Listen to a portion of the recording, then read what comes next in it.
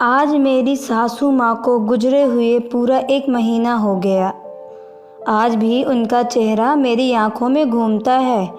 वह बड़ी सी लाल बिंदी, माथे पर कॉटन की साड़ी और लाल चूड़ियों से भरे हाथ, उनके आगे पीछे सोने के कंगन रहते थे। देखकर सबकी नज़र उनके कंगन पर रहती थी। मेरी सास से मेरा बहुत ज़्यादा असीम प्रेम था। जब तक वह जिंदा रहे पूरे परिवार को एक प्रेम सूत्र से बांधे रही।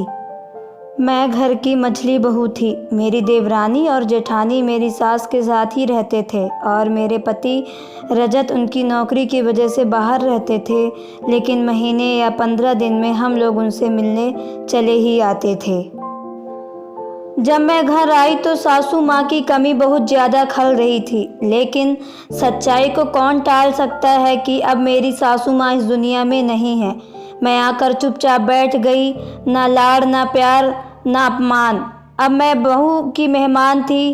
पहले तो हम दरवाजे पर आते तो मेरी सासू माँ उठकर गले लगाती थी और मेरी देवरानी और बोलती, मर गई। अरे कहाँ मर गई, देख तेरी जेठानी आई है, उसके लिए पानी लाकर दे, बैठने को पीढ़ा लाकर दे। उनका सोचकर मेरी आंखों में आंसू आ गए। ऐसा लग रहा था ये घर मेरा नहीं है। खैर, आज हम सब एक खास मकसद से यहाँ इकट्ठे हुए हैं। मेरा पूरा मायका और ससुराल और बाकी रिश्तेदार यहाँ सब उपस्थित थे।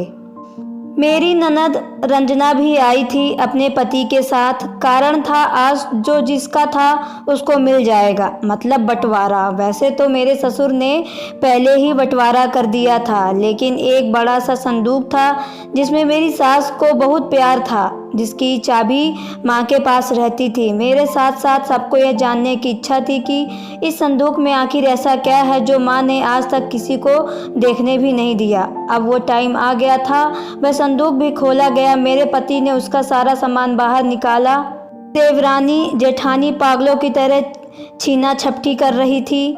मेरी शादी के बर्तन तो मैं ही लूँगी और यह बाजूबंद और तगड़ी मेरी बेटी नैना के काम आएगी।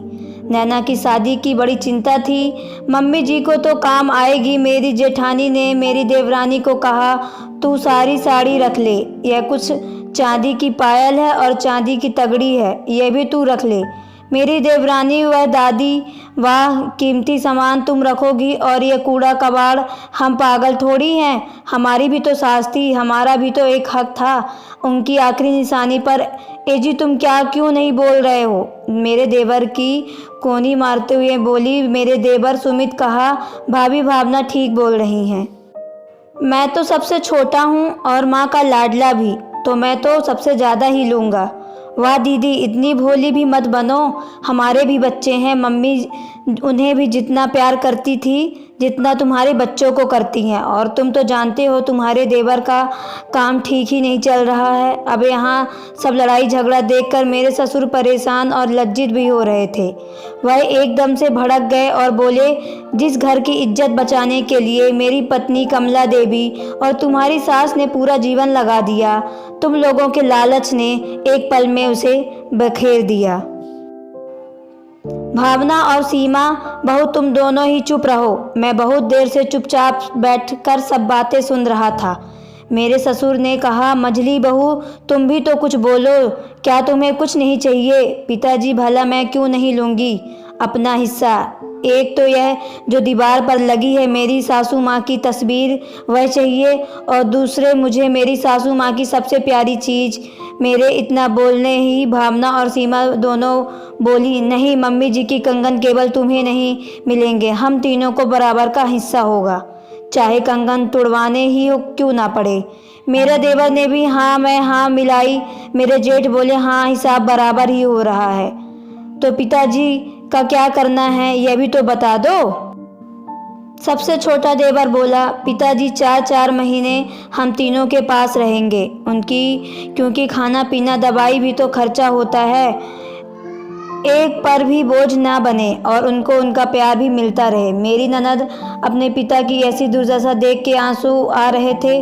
जब मेरी नज़र रंजना के हाथों पे गई तो सासू माँ के कंगन रंजना के हाथों में थे और वह सासू आंसू भरी आंखों से उनको देख रही थी और धीरे धीरे उन पर हाथ फेर रही थी, जैसे कि ये कुछ देर बाद मुझसे छीन जाएंगे। मैंने पूछा, रंजना, ये माँ के कंगन तुम्हारे पास कैसे आए? रंजना भाभी, जब मैं हॉस्पिटल में भर्ती किया गया तो तब नर्स ने मेरे हाथ में दे दिए थे, भाग दौड़ में कहीं गिर न जाएं, इसलिए मैंने पहन लिए। तभी मेरे जेठ जी बोले, जो तूने अपनी भाभी को क्यों नहीं बताया? लालच आ गया होगा। मेरी देवरानी ने कहा, कंगन है, वह भी सोने के। मेरी ननद और ससुर बस रो ही रहे थे कि सब मुझे बर्दाश्त नहीं हुआ और मैं बोल पड़ी, तुम सब अब मेरी बात कान खोलकर सुन लो। तुम सब माँ जी को बस इतना ही माँ जी की सबसे प्यारी चीज़ तो पिताजी है, वह मेरे हैं और वह मेरे साथ रहेंगे। इनके बेटे इतना कमा लेते हैं कि हमारा गुजारा हो जाएगा। वह वहीं रहेंगे जहाँ उनका सब मन होगा।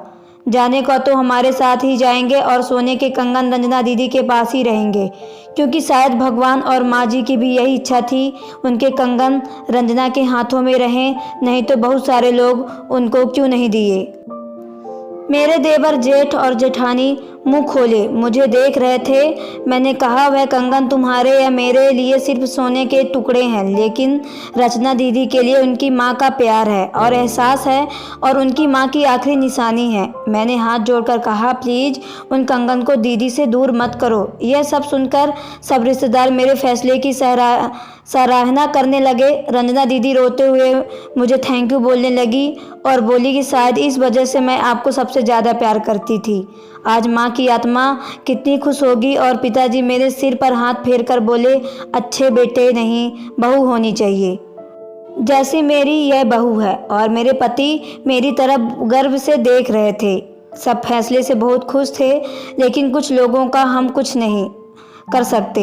अब हम सबसे विदा करके पिताजी को सब साथ लेकर जा रहे थे तो रंजना दीदी बोली, भाभी, माँ तो यही रह गई। और उनका फोटो मेरे हाथ में दे दिया और हम लोग हंसने लगे। आपको यह स्टोरी कैसी लगी कमेंट बॉक्स पे ज़रूर बताएं। और अगर आप मेरे चैनल पर नए हैं तो चैनल को सब्सक्राइब करके बेल आइकन को प्रेस कर लें, ताकि आने वाली वीडियो आप तक सबसे पहले पहुँचे। चलिए मिलते हैं नेक्स्ट वीडियो पे। Okay, bye, take care.